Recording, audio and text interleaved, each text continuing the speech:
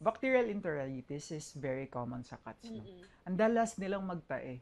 Kasi, Mm-mm. yung pet owners, eto, hindi ko kayo sinisisi, nag-alaga kayo ng pusa, ah. Sinasabi ko lang yung mga problem natin. Mm-mm. Number one, continuous changing ng diet. Pagka hindi na kinain ng pusa mo, yung food na to, Yeah. pupunta ka na naman sa food na to. Pagka hindi pa rin to kinain, pupunta ka na naman sa food na to hanggang nagtae na yung pusa mo. Oh, hindi ba dapat ganun? Yeah, hindi dapat ganun. Okay. Ang kailangan mong gawin pagka pagka nagkakaroon ng problem, Mm-mm. tama ba yung frequency ng feeding mo?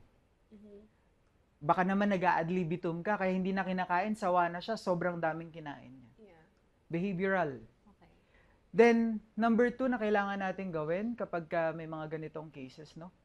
Kailangan magpakonsulta pa rin tayo sa Of vets. course.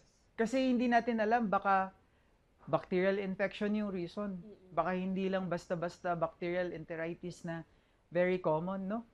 So, maaaring clinical sign kasi siya ng mga mas malalalang sakit. Yeah. So, ang daming way naman na malalaman natin or magagawa natin ng paraan yung mga ganitong case. Kailangan lang natin ng proper healthcare for them.